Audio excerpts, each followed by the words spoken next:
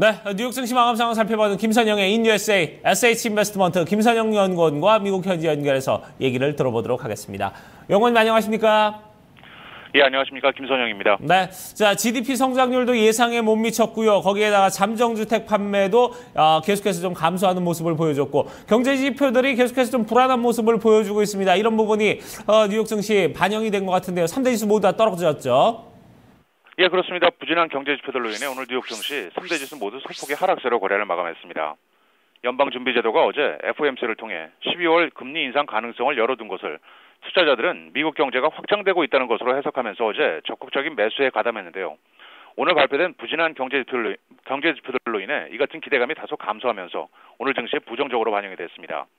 먼저 상무부가 발표한 3, 4분기 GDP 성장률 속보치가 전분기의 3.6%는 물론 예상치였던 1.6%에 못 미치고 부동산 중개인 협회의 9월 잠정주택 판매는 2개월 연속 감소하면서 당초 1%가 증가할 것이라던 예상을 크게 하회한 2.3%의 감소세를 보인 것으로 집계가 됐습니다.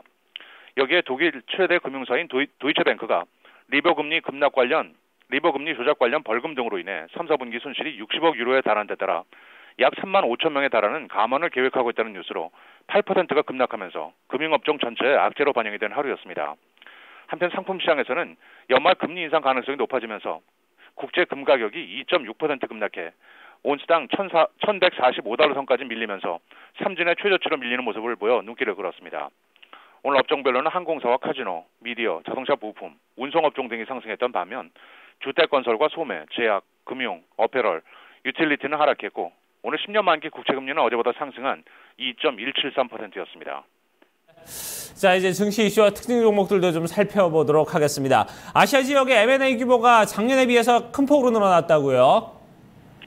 예, 그렇습니다. 금융정보업체 딜로직에 따르면 올 들어 아시아 지역에서 성사된 M&A 규모가 전년 대비 57%가 급증한 8,556억 달러에 이르고 건수로는 8,269건에 달한 것으로 집계가 됐습니다.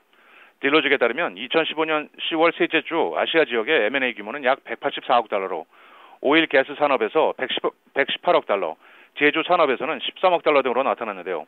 국가별로는 총 19개 M&A에서 118억 달러를 기록한 호주가 1위를 차지했고 골드만삭스가 거래 규모가 큰 중개사로 뽑혔는데요. 올해 골드만삭스의 M&A 실적은 총 63건, 규모는 2,004억 8,200만 달러를 기록하고 있습니다. 오늘 특징 종목들입니다. 방금 전 마스터카드와 스타벅스 커피가 실적을 발표했습니다.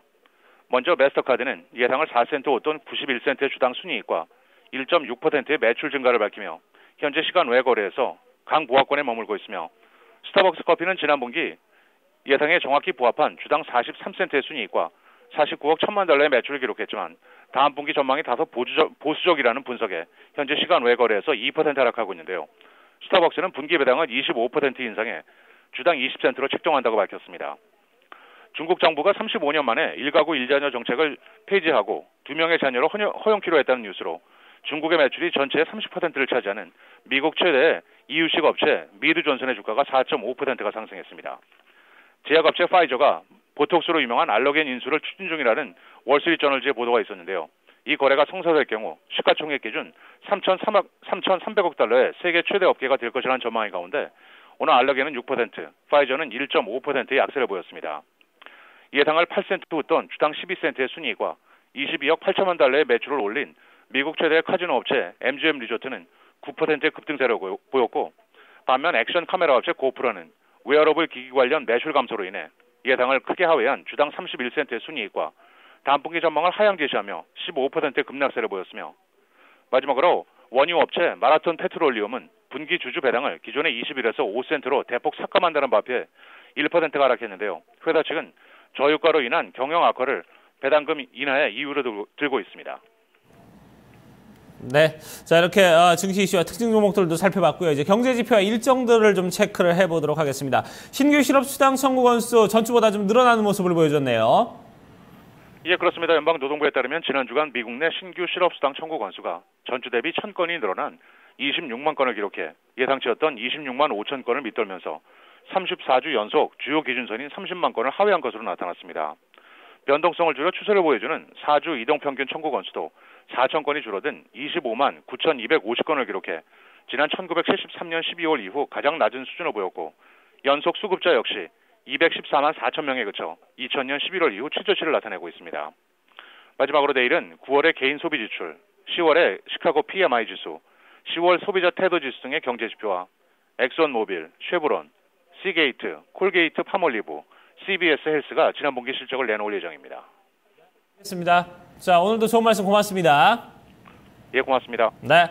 자, 이렇게 해서 뉴욕 증시 3대 지수 모두 다 하락했다는 소식을 저희가 접해들었고요. 여러 가지 경제 일정들 그리고 다른 부분 이슈들도 함께 좀 챙겨봤습니다. 자, 그러면 지수별로 좀 흐름은 좀 어떻게 뉴욕 증시 흘러갔는지 자세히 알아보도록 하고요. 또 지수에 영향을 미쳤던 외신 소식도 어떤 소식들이 있는지 알아보도록 하겠습니다.